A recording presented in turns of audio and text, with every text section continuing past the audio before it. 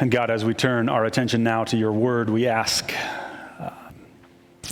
whatever the fears, whatever the storms, whatever it is going on in our lives, as we've been looking at for weeks, wherever we feel stuck or struggling,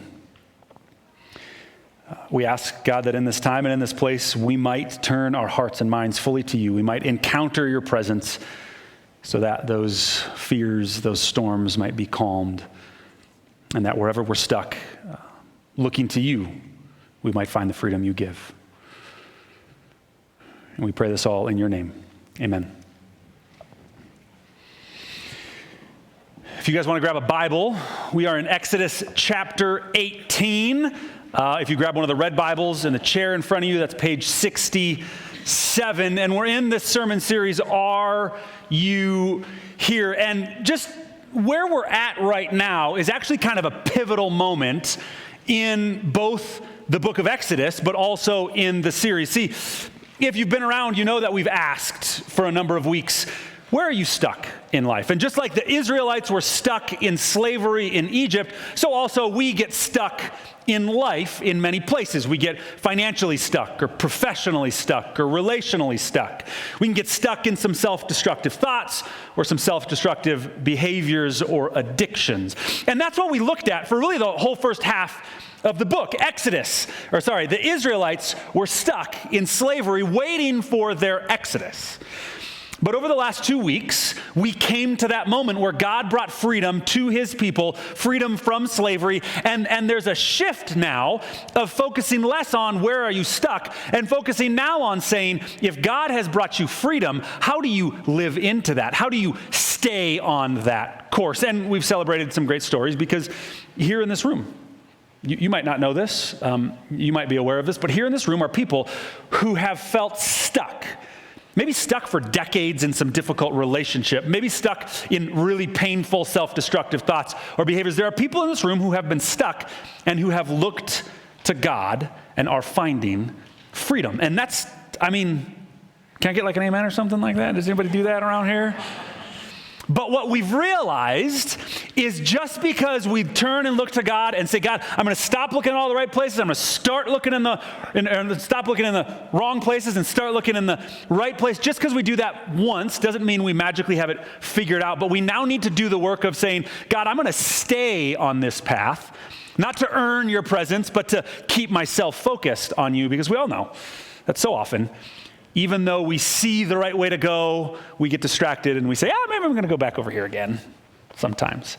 And so in this critical moment, in this pivotal moment in the story, we again take a little bit of a pause from the main narrative, and we're going to look at what might seem like a side issue, but I think we're going to find out it's actually crucial to the story. So in a minute, we're going to review kind of some of the main plot using our Bible Project video that we've been looking at for a while. But first, I want to talk to you about the main idea we're looking at this morning, and that is the idea of mentoring. Have you guys ever mentored somebody in your life? Have you ever been mentored by somebody in your life? I want to give you 2 stories to kind of call to mind, maybe to remind you or introduce you to what is meant when we talk about mentoring. 2 people come to my mind in my story. The first one is a guy that I've talked about before. His name is John Lundberg. Now, when I was a 5th grade boy, I went to summer camp, and John Lundberg was my camp counselor. And I loved camp so much that when I got old enough, I decided I want to be a counselor just like John Lundberg. And you know, when I became a counselor, John Lundberg was the head counselor. He was the program director in charge of all the counselors. So he started as my counselor, and then when I became a counselor, he was my program director. And then after I'd been a counselor for a while, I got the opportunity to become the program director, and John and I stayed in touch as I stepped into that role. And so I look at my relationship with John, and what I notice is he was my counselor, he was a program director, he was like over me, but he never really formally mentored me. He never sat down and was like, Karl, I'm going to be your mentor, and we're going to meet once and we're going to talk about this. He never formally mentored me, and yet, during those years and years of time, I looked to him so often for help, for encouragement, for advice. He spoke into my life so significantly in so many ways that I look back and I say, John Lundberg was a profound mentor to me. Have you guys Have you ever had a relationship like this? I mean, okay, I see a lot of good, I see a lot of nodding heads. And you know that it doesn't have to be a formal process in order for it to be a meaningful mentoring relationship, right? So when we talk about mentoring, we can talk about things casual and informal and circumstantial. The second story that comes to mind is from right here at this church. Our previous lead pastor, Steve Tulson, many of you know him very well, maybe better than me. Some of you, a few of you maybe have never met him, but our previous lead pastor, his name was Steve Tulson. And I was the youth pastor for a number of years. And at one point, Steve came to me and said, Karl, I think, and I thought this too, I think God's maybe leading you to become a lead pastor someday. We didn't know that was going to happen here. Spoiler alert, it happened here. I became, you guys might have figured that out. But Steve came to me and said, here's what I think, Karl. I would like to mentor you. And Steve and I created a formal 2-year mentoring plan. It got approved by the council. You might have been here. We announced it to the congregation. And Steve took 2 years to purposefully and formally look at, reflect on the 40 years of ministry experience he had and say, how can I share that with, give it to Karl? And so in contrast with my relationship with John Lundberg, Steve Tulson purposefully, formally, in a process, he sat me down and he mentored me, preparing me for what was ahead. In both of these instances, these two men, their mentoring in my life was a huge benefit in helping me stay on the path that God was leading me on. In both instances, I think God had already showed me, spoken to me, revealed to me some of the direction he was putting me on in my life. But in both of these instances, my mentor made it easier for me to stay focused in moving the direction I needed to move. So here's what I want to ask you. In your life, who has been a mentor to you? Maybe even if you want, open up your programs and I put a little space on the top. Maybe even right now, jot down their name. Jot down, like, where did that happen? When was it? How did you meet them? How did you connect with them? Take a minute to just remember and think about the people who have significantly mentored you in your life. Maybe even, I don't know, maybe even this afternoon. Go home and shoot them a little text or an email like, hey, preacher talked about mentoring and you came to my mind. And so just thank you. That's what it looks like when you text people. Because mentors can be significant people in our lives. And if you've been blessed by a mentor, you know just how meaningful it can be. And it turns out that the chapter we come to today is a story about how our main character, Moses, gets mentored by what might be considered an unlikely person in his life. Maybe not, maybe so. I'll let you decide. But before we get there, check out this video reminding us of where we've been so far in the book of Exodus. The book of Exodus. In the first video, we explored chapters 1 through 18, which tell the foundational story of how God rescued enslaved Israelites by confronting and defeating Pharaoh, while offering a way of escape through the blood of the Passover lamb. God then delivered his people by bringing them through the waters of the sea and then into the wilderness, where, surprisingly, they grumbled and complained. Now, the second half of the book of Exodus opens as Moses leads Israel to the foot of Mount Sinai, where God invites the nation of Israel to enter into a covenant relationship. And here we reach another key moment in the biblical storyline, because this is picking up and developing God's promise to Abraham. So remember, from the book of Genesis, God promised that through Abraham's family, somehow he would restore his blessing to all of the nations. And here we find out more. God says that if Israel obeys the terms of the covenant, they will be so shaped by God's laws and teaching and justice that they will become a kingdom of priests, which means that they will become God's representatives and show all of the other nations what God is truly like. So as you can see, we're in chapter 18, and chapter 18 is literally, at least according to this guy's interpretation, chapter 18 is literally at the turning point between the first half of the story, Israelites enslaved, finding freedom, and the second half of the story, Israel meeting with God on Mount Sinai and making official the relationship that has already been established. And at this pivotal moment, you'll notice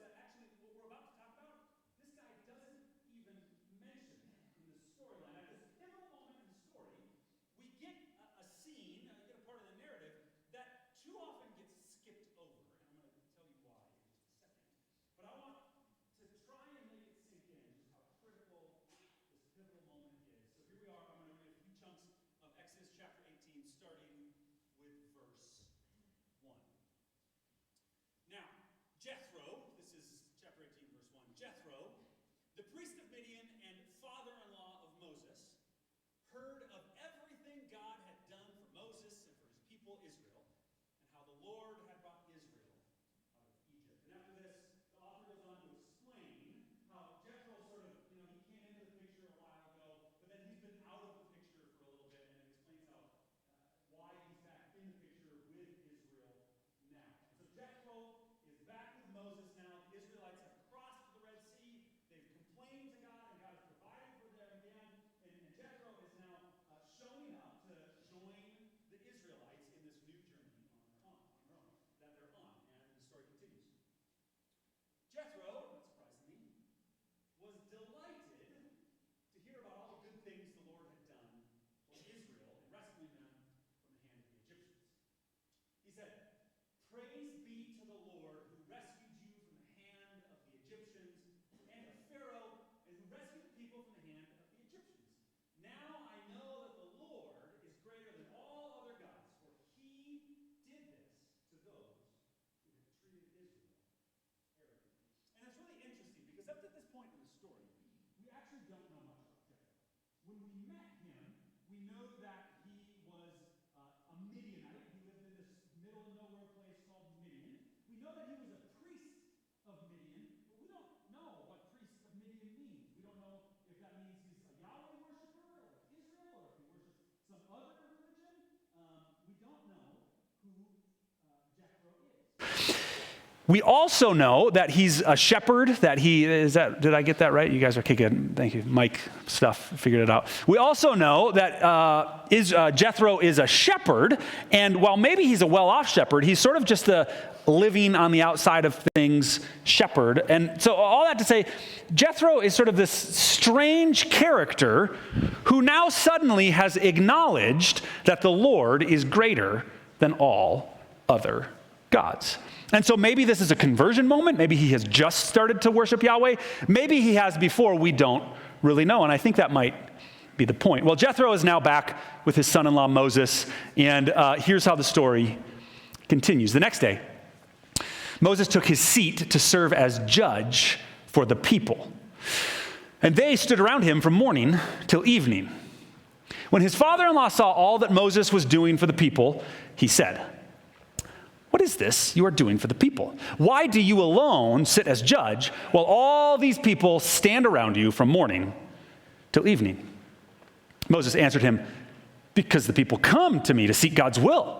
Whenever they have a dispute, it is brought to me, and I decide between the parties and inform them of God's decrees and instructions."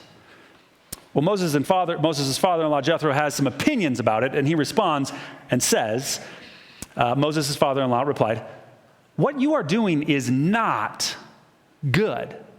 You and these people who come to you will only wear yourselves out. The work is too heavy for you. You cannot handle it alone. Listen now to me, and I will give you some advice, and may God be with you. You must be the people's representative before God and bring their disputes to him.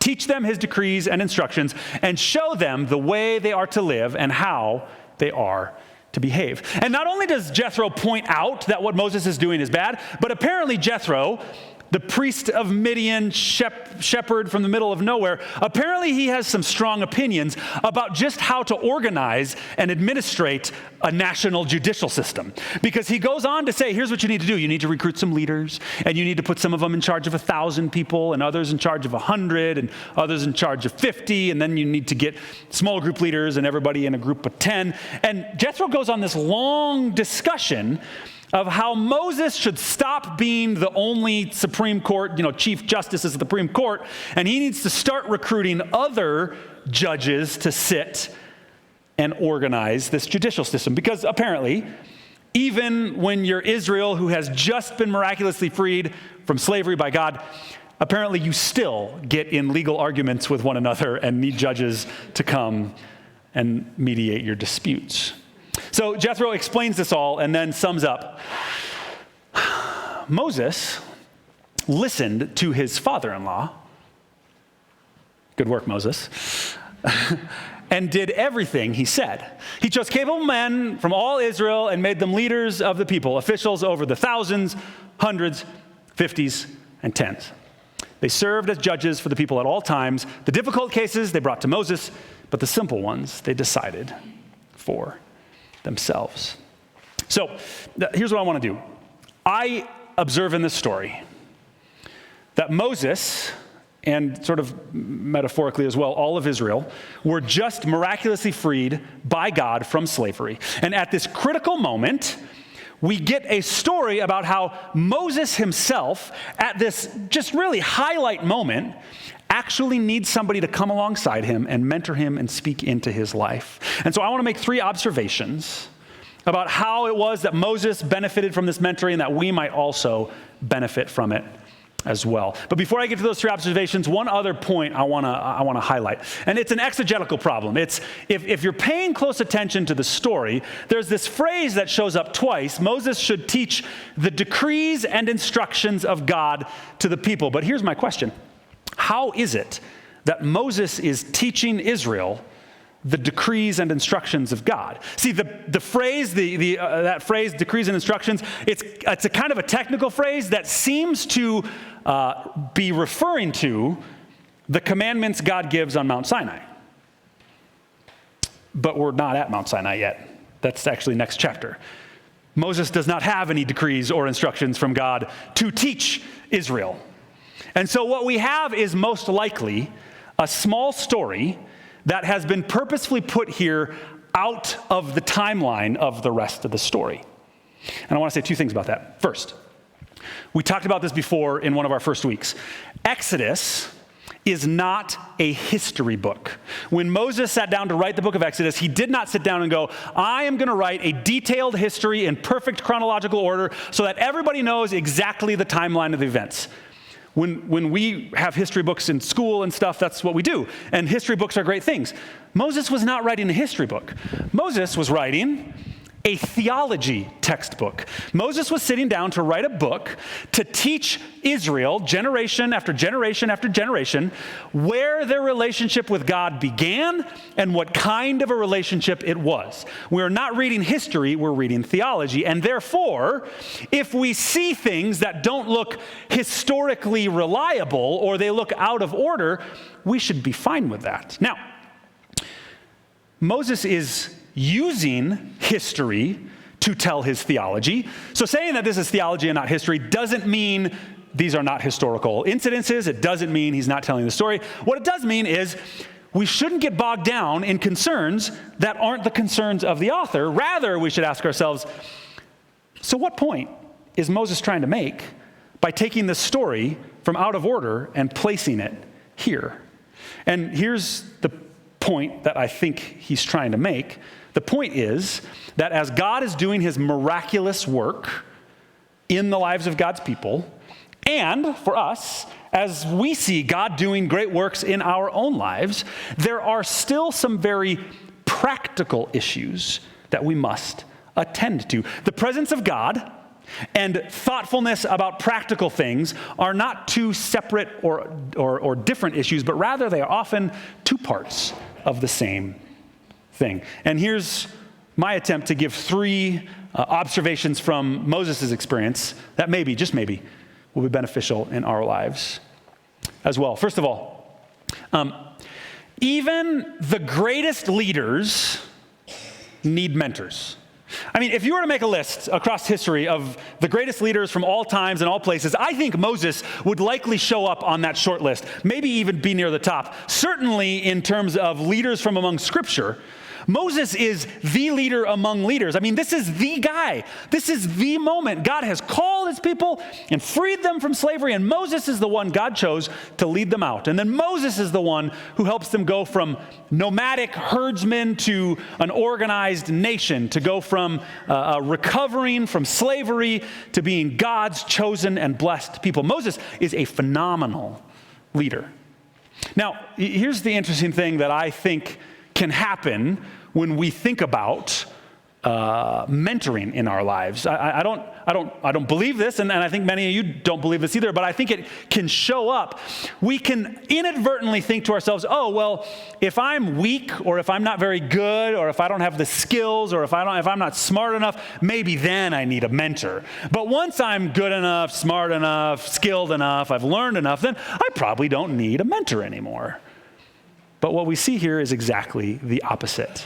Moses has been having unbelievable encounters with God and doing great things as a leader, and yet still, he needs and benefits from somebody speaking into his life. And in fact, we actually see this same thing played out in so many different areas. I did a little research and I found three actually pretty famous mentoring pairs that I didn't realize about that I'll just give as an example. So first, Mark Zuckerberg, you might have heard of him. He made this little website called Facebook. Arguably one of the greatest software engineers turned one of the greatest business leaders. Okay, there's all sorts of controversy around Facebook. Let's not focus on that right now. Let's just focus on it has become a massively successful organization, and Mark Zuckerberg's at the center of it all. Well, Mark Zuckerberg was mentored for many years by, in a sense, his predecessor, the head of Apple, Steve Jobs. And so even though Mark Zuckerberg is arguably the most talented software engineer of ever, because there weren't software engineers, very long ago, yet still, he sought out and benefited from having a mentor in his life. Here's another one, Oprah Winfrey. She's done so much with the media, entertainment world, and has just innovated in so many incredible ways. And in her early years, and also for many years continuing on in life, Barbara Walters was a mentor to her. And then the third one, Bill Gates, another tech giant, has become one of the richest men in the world. Maybe he's the richest now. I don't pay much attention to that. But Bill was, and actually for many, many years has continued a very close friendship with Warren Buffett, another one of the richest men in the world. And it's that friendship out of which came the two of their commitments to give away huge portions of their wealth and to challenge other billionaires to give away huge portions of their wealth. So we see both in the story of Exodus, but we also see in popular culture in general, it's not the weak who need mentors, but rather it's anybody who wants to move forward in their journey. It's anybody who wants to grow and get better and get stronger, whether you're weak or strong, whether you're inexperienced or highly experienced, anybody who wants to continue moving down God's path in life is going to benefit from a mentor. And indeed, we actually see that same concept in the book of Proverbs. The author of this proverb says, "Instruct the wise, and they will be wiser still. Teach the righteous, and they will add to their learning." So we see that even among the wisest, most righteous, most learned people, further instruction, further guidance, further mentoring will only move them further along in their path. Second thing I observe, outsiders often make great mentors. It just strikes me, in the examples I put on the screen, Steve Jobs mentors Mark Zuckerberg, and Steve is, clearly a gifted and in the same business area as Mark Zuckerberg, and all those examples, they sort of match. But in this example of Moses and Jethro, we have a little bit of a mismatch. We now have Moses, the leader of a massive nation of people, who's sitting as the chief justice for all of the nation, trying to, rule judiciously for all of these cases.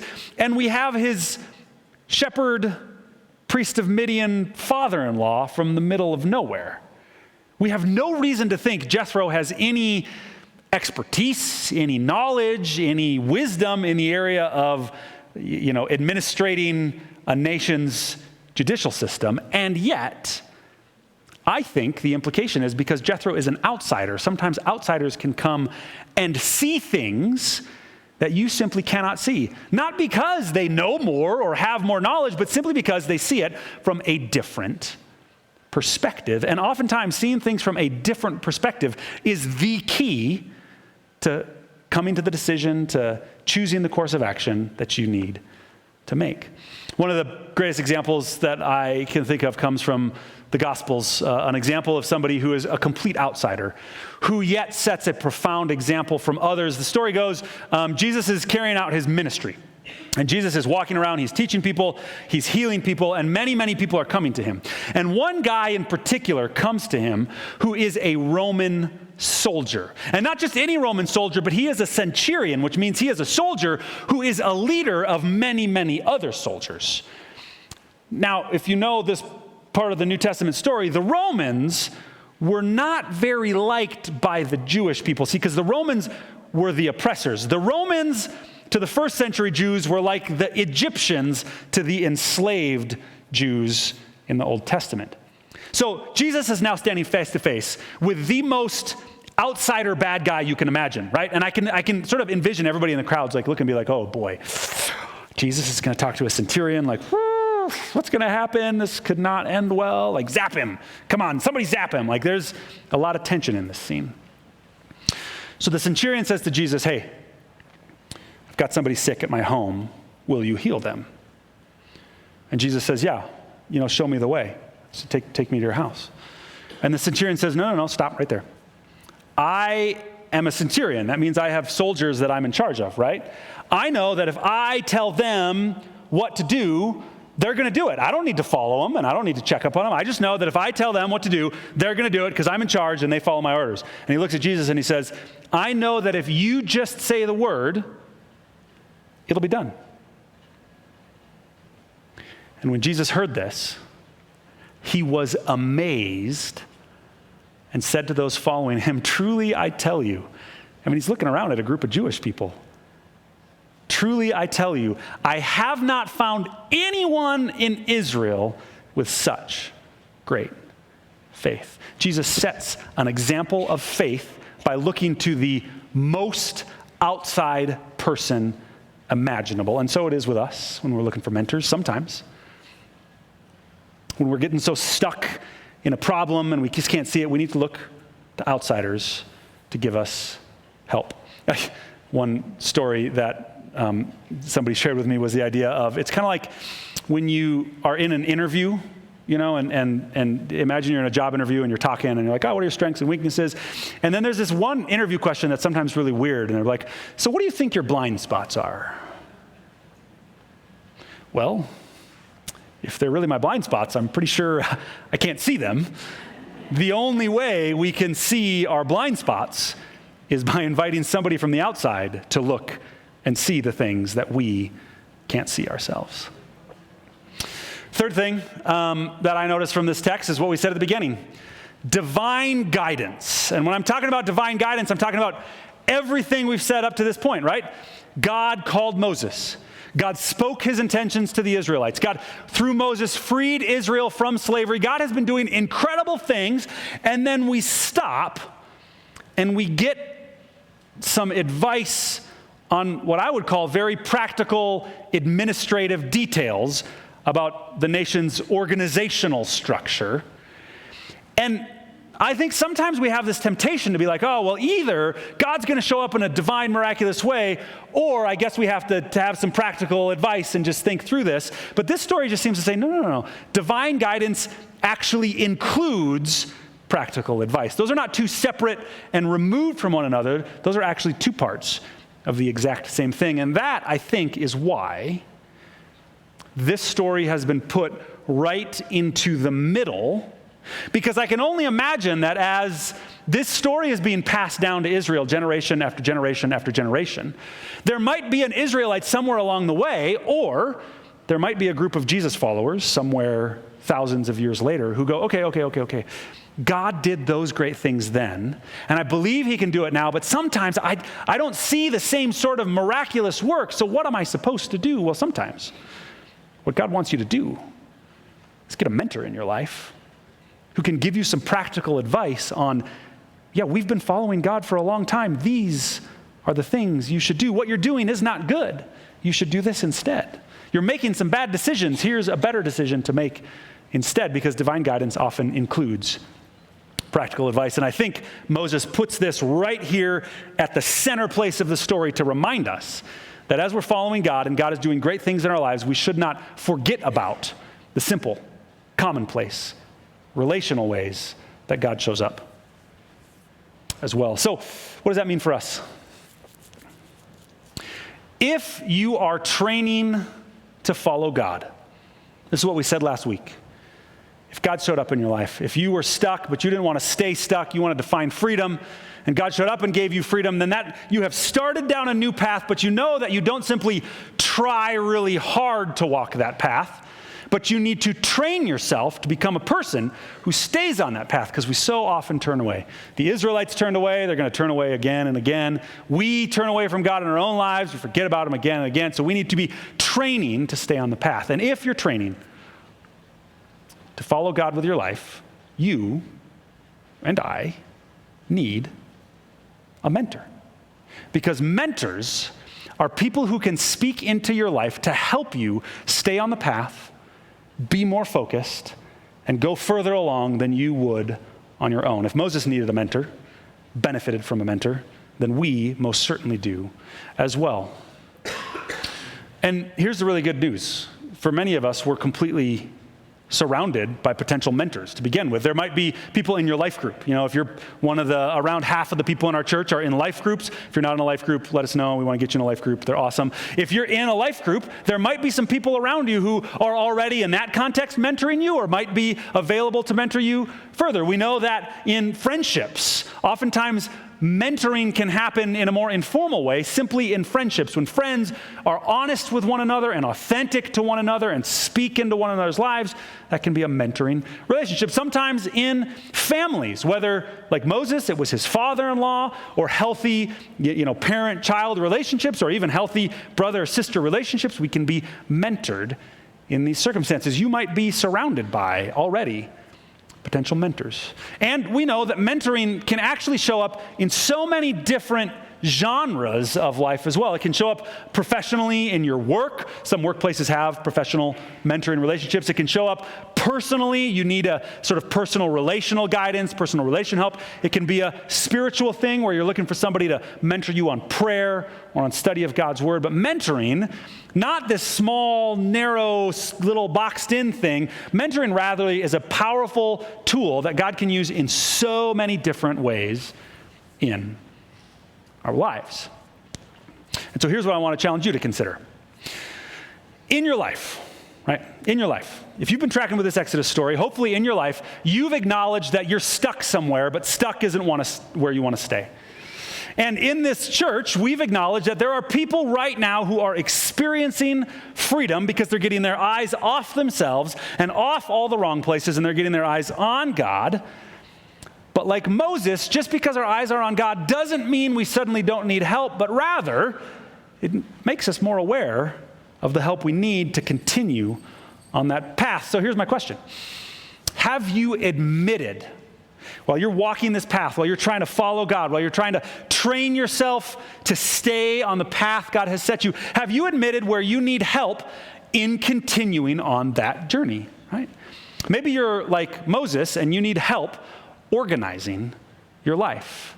Or maybe you have organization down, no problem, that's super easy, but you've got some serious relational struggles or challenges, and you need somebody who's a little further down the relationship path to come alongside you and speak into you. Maybe you've got young kids and you want to follow God with your family, but you need somebody whose kids are a little older who can come alongside you and speak into your life.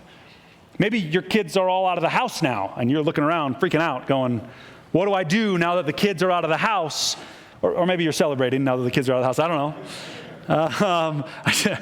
But maybe you need somebody who went through that a few years ago to come alongside you. Or maybe you just retired and you don't know what it's like to be retired. Or maybe you're celebrating, but you want somebody a little further down the road to come and say, hey, let me help you figure out what this new season of life is like. Whatever it is, have you admitted, not the area you're stuck, but as you're trying to follow God, have you admitted the area where you are in greatest need of help staying on this path? Second thing, what would it look like if you just looked around your life?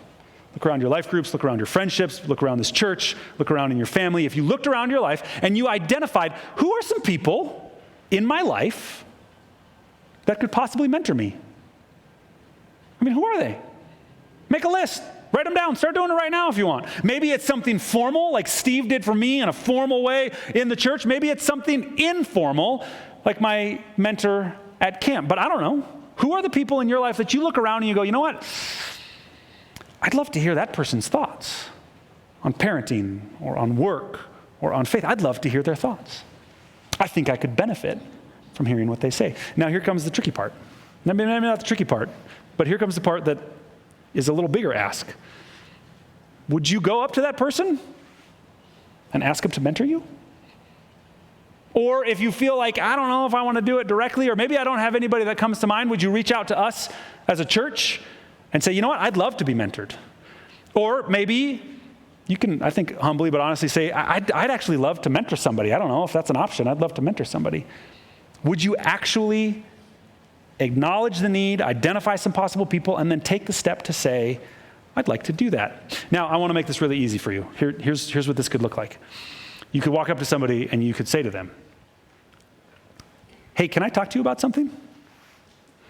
And you know what'll happen if you go up to somebody and say, hey, can I talk to you about something? They're going to go, yeah, sure. What do you want to talk about? And then you say, well, yeah, I mean, I know that your kids are older than mine, and I'm just, I could really use somebody. I was wondering if you and I could get together and just talk about parenting every once in a while. That's it. Maybe you don't like that question. Here's another one. Hey, I wanted to ask you something, right? Sure.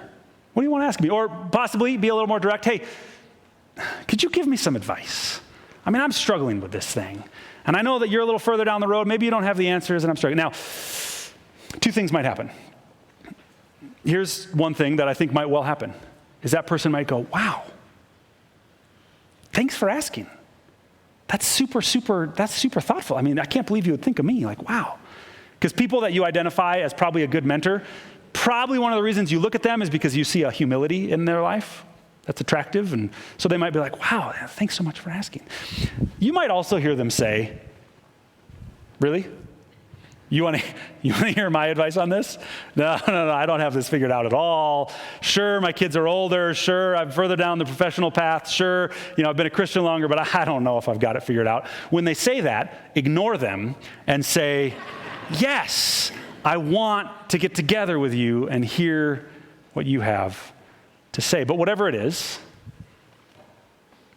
are you in need, as you're following Jesus, of the help that only an outsider can give, speaking into your life, supporting you, encouraging you on the way so that you can go farther down the road that God is calling you? If indeed you want the church to help you out, on your Connect cards, you've got your Connect cards, pull them out right now. On your Connect cards, I put 2 boxes. You don't have to do it with us. You can totally do this on your own. But if you want the church help, if you feel like, I would love to have a mentor. There's a box that says, yep, I would love to be mentored by somebody. I can't make any promises, but we'd love to try and connect you to somebody who could be a mentor. Or maybe you're sitting there going, you know what? I don't know if I have everything figured out, but I've been doing this for a while. I'd be interested. Yeah, I'd be interested in considering being a mentor for somebody. And at the very least, I want to let the church know if that's you, check the box. But here's the biggest thing that we need to walk away with. Wherever you're at in your life of faith, you need somebody else. You probably need lots of other people, but this term mentoring can refer to sort of a specific, for a season, you need other people speaking into your life to help you stay focused on the path that God has put you on. And my hope is that if that's you right now, you would take this challenge, this invitation seriously, and make a step to invite somebody else to speak into your life in that way. Would you pray with me?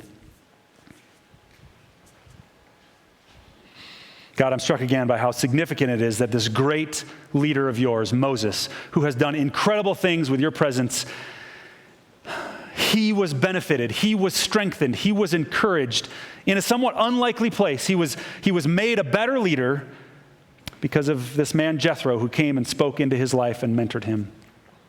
And so, God, I pray for us right now.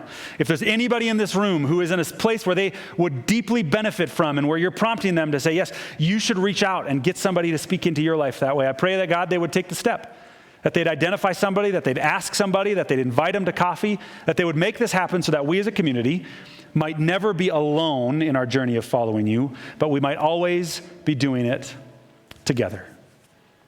And if there's anybody that could be a blessing by being a mentor to others, may that as well be a step that with humility and honestly they say, yeah, I think God might be setting me up for that. And may we as a church be a place connecting people in community